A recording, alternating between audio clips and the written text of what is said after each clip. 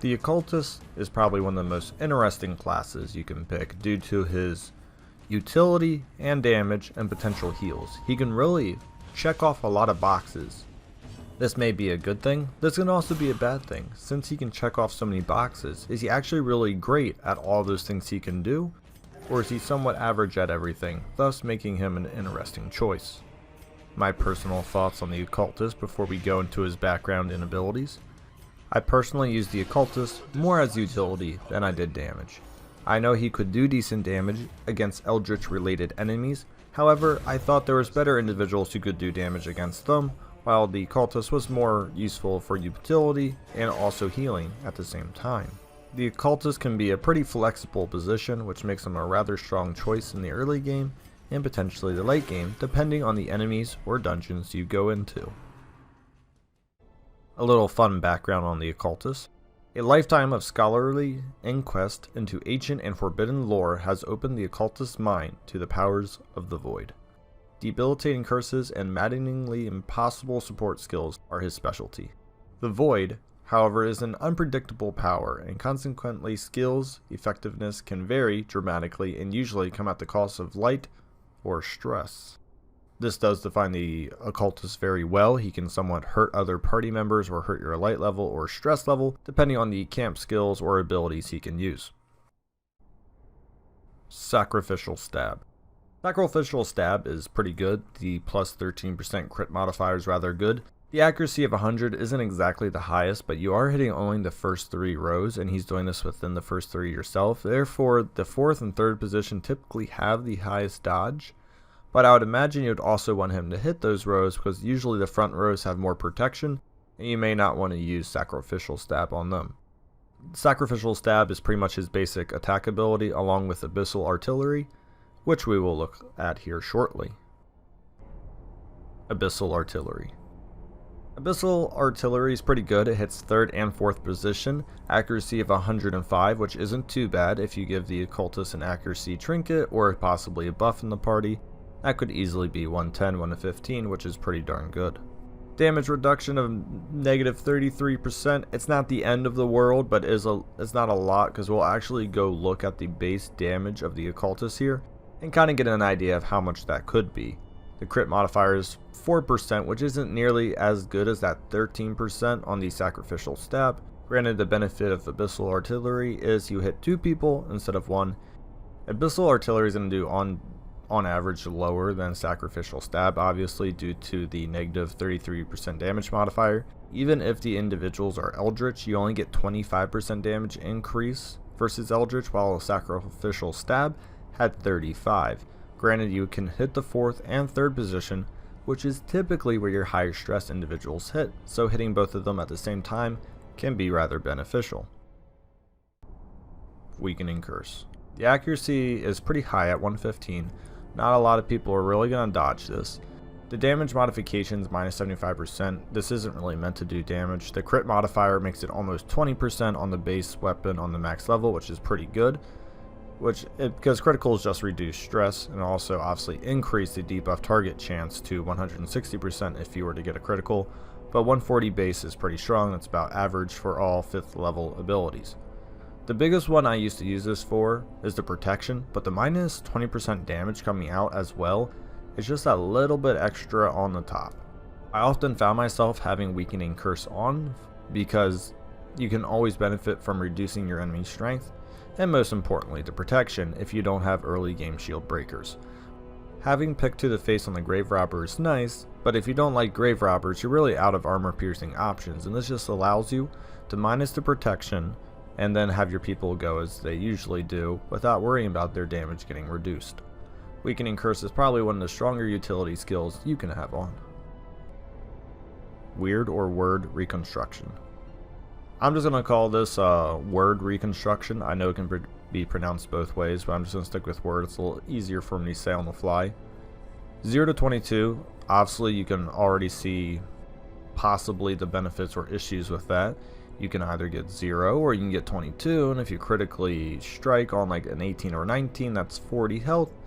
Usually that's good for most people. A bleed chance of 85% is really going to be almost a problem for nobody. Most characters probably have a debuff resistance of bleed of probably 70 or 80, and that's like the lower end, because 6 resolve levels will get your bleed up, and for example, we'll just show a random character, such as the Occultist himself. His bleed resistance is 100, so unless he was hit by something, it wouldn't be a problem. We get to the Highwayman, where he has a base of 90, so not a problem. Bounty Hunter, base of, well, not base of 90. Now he's getting extra, but he would have 100, so like I'm saying, you should really never have someone bleed if they're not affected by something. The only person I've seen right now that could bleed is the Plague Doctor, and that'd be a 5% chance, which is not very high at all. So Plague Doctor, and then obviously this level 3 resolve, but if they're max level resolves, they're really not going to have a high chance to bleed, so I wouldn't worry about it.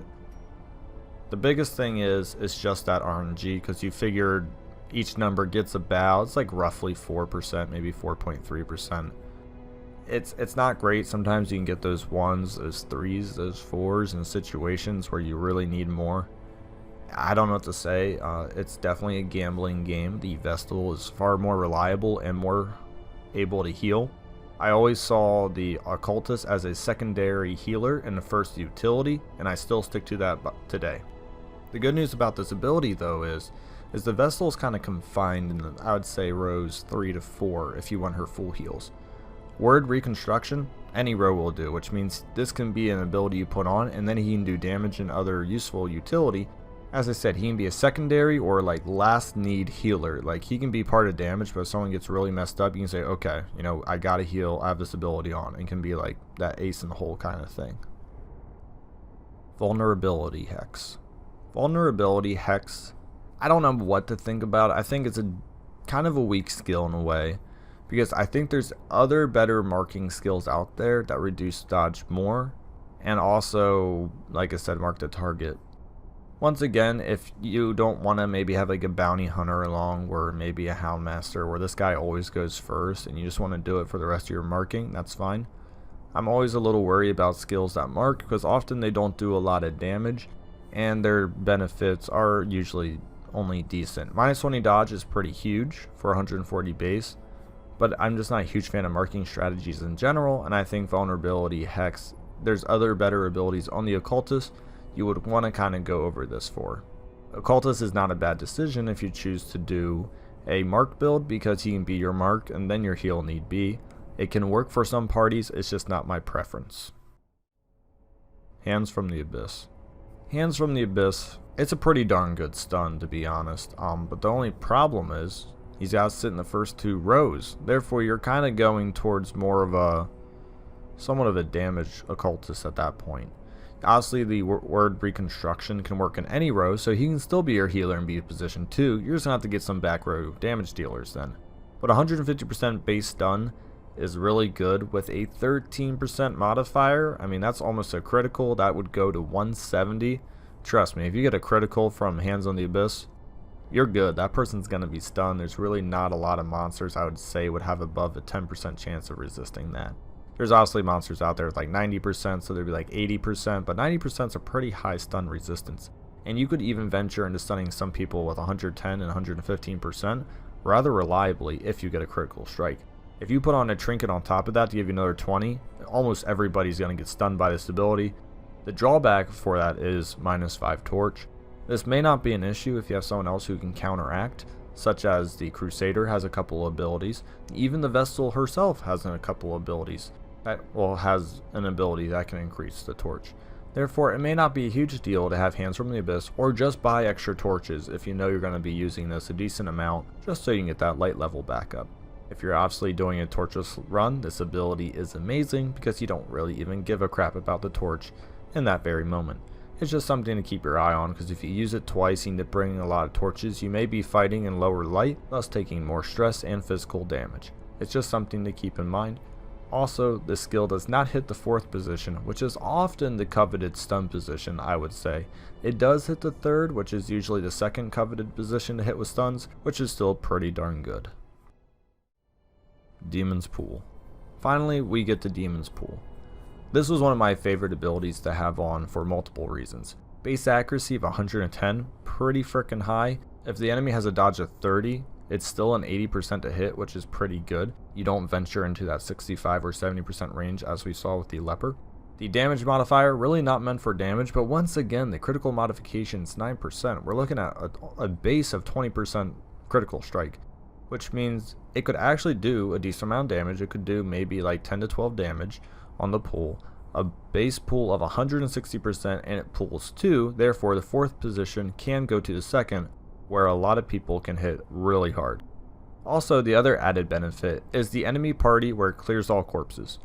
So if you have a leper in the party, we talked about that purge ability of clearing the corpses and actually knocking people back.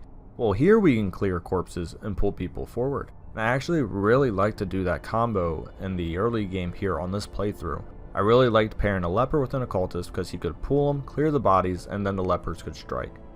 It was a really good combination, and I would highly recommend doing that if you like occultists and you like lepers. I think they work very well together, based on the fact that the occultist can reduce enemies' dodge if you like vulnerability hex. It can also reduce the protection and damage, thus you don't have to worry about the leper getting reduced physically, and obviously enemies in the back can get pulled forward for said leper. As I said before, some of the strengths of the occultist is definitely, it's almost like a switchblade character. He can be your main healer if you want to give him a couple of healing trinkets. He can definitely be a stunner and damage if you want. Or he can be a straight up utility and marking, reducing damage and protection, and also pulling enemies out of position. He's a very switchblade kind of guy, very good. I think he does the utility portion the best. I would argue healing second best depending on your RNG. And then the damage is third, only because if they're not Eldritch, he's really actually not going to do a lot of damage, and I wouldn't put a whole lot of faith in him unless you decide to give him a lot of critical trinkets, like critical strike trinkets. Because if he has a 30 to 33% chance to critically strike, 19 to 20 criticals are pretty nice for stress heals and just general damage. Some of the cons of the occultist is he's kind of squishy, he doesn't have a lot of health. I'll show his main health now. 35 HP isn't the highest, the dodge of 30 is pretty good, but once again, if he gets hurt himself, he can only heal one person at a time. Therefore, his heals really aren't meant for AoE either, so you have to be careful of AoE damage, because the occultist really isn't the person to fix that rapidly. As I said before, the other con is he really doesn't offer a lot of damage, so early game occultists can be a little rough because you're mostly just using their debuff abilities and all that. And in the early game, I felt like I really needed more damage than debuffs. That was me personally. Let me know what your thoughts on the occultists are. I had actually more than this, and I slowly dismissed them. This playthrough, I had a weird occultist, I guess I'll call it like a fetish. I had like 3 to 4 on my roster, which is ridiculous. I was replacing vessels with them, and then as I got into later portions, I realized their heals just really can't sustain some of the DLC damages that were coming out. So I dismissed, I think, 2 to 3 of them. I'm left to 1. I use him occasionally, but not nearly as much as I used to. It's not because he's bad, it's just not someone I'm really used to again, and I'll probably take him on a dungeon run soon. Thank you for watching. Like and subscribe below.